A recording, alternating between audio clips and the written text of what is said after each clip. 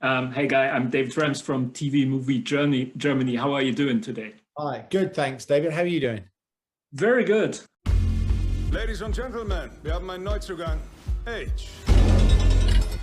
Portico Security ist spezialisiert auf Geldtransporte in ganz LA. Hast du auch nur die geringste Ahnung, wie gefährlich dieser Job sein kann? Ein bisschen, ja. Wir sind nicht die Raubtiere, wir sind die Beute. Bist du bereit? Bereit. 2 days actually after I saw the film, I stumbled upon a video of a real-life cash truck heist.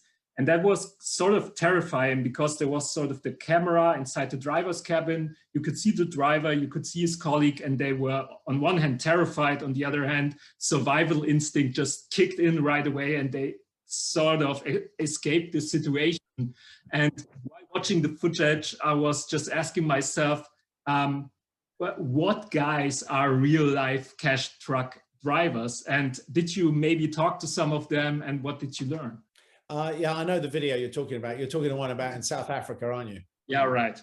Exactly. Yeah. That's quite a video because the driver was very proactive in that, and the guy riding shotgun wasn't so interested. I know he was. Yeah, no, it was funny because that sort of came out about the same time. Actually, that clip, because needless to say, someone forwarded that to me. You know, I think what happened is that when I actually looked into this and you found out sometimes what these trucks are moving, sometimes it's a lot of money. You know, and I'm surprised there isn't more crime. Well, of course, it's your big reunion with Jason Statham on that one. First of all, why did it take so long? And secondly, I mean, how did the project came to be, and why was that kind of the perfect choice for you guys to get back together again? It's a good question. And I'm not, well, firstly, I love working with Jason, and I haven't done it for a long time, and I was very pleased. I mean, you know, he's usually busy and I'm usually busy, but this was a simple idea, not too hard to organize. He wanted to move back to the UK. I wanted to shoot in the UK mostly. I think we only spent 2 weeks in Los Angeles. Otherwise, the rest of it was shot in the UK. So it was really a conspiracy of convenience as much as it was appropriate. That I can't think of who else could have played that character other than Jason. So I think it was a question of a concert of events moving in conspiracy with one another that allowed us to make this. And I was attracted to the project just because I like the simplicity of the genre.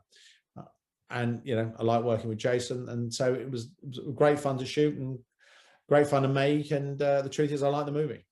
Well, you guys go way back. You talked about it. And I would love to know, like, do you remember what it was about him that made you cast him into Lock, Stock and Two Smoking Barrels back then?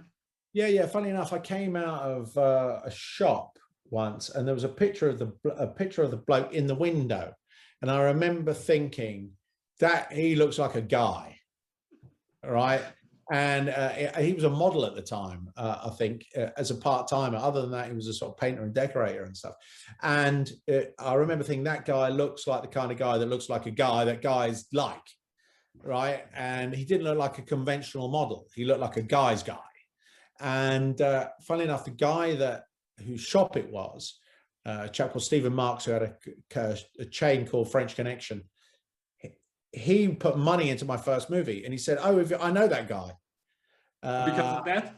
And you know, next thing you know, by that evening he came round, and we had a lot of things in common. And a month later, or 2 months later, or whatever it was, we were making Lock, Stock, and since then I've remained good friends with Jason all the way through.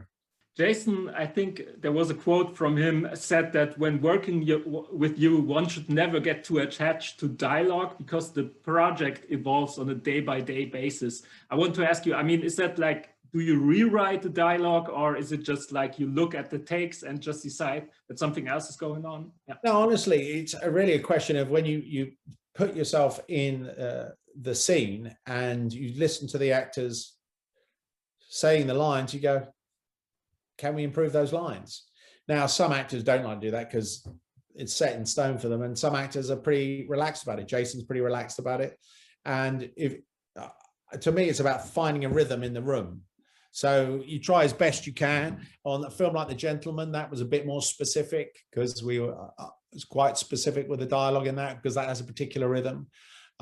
In a film like this, you weren't dictated to, because it wasn't in the same stylized version that dialogue was the principal rhythm of the film, right? So in this, it was more about the genre and the tone rather than the rhythm of the dialogue.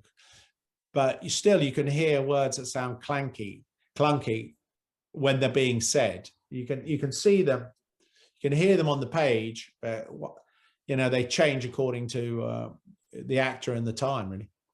And then you might as well just rewrite it. Well, talking about genre, I mean, you've done now a heist revenge film. You've done a family film with Aladdin. I mean, is there like a genre still left that you would love to explore as a filmmaker someday, maybe? Yeah, I mean, I haven't played with the war genre much, and my intention is over the next year to make more than one film about war. Okay, sounds interesting. Do you have a concrete project planned out already, or? I do, but there's another one that sort of just crept into the equation in the last couple of days, which I'm very interested in. I can't tell you what that is because it doesn't have a name, but yeah, the war genre I think I'm going to lend myself to for a bit now. Es muss einen Insider geben. Ich kann in 2 Wochen erledigen. Wofür Sie 20 Jahre brauchen.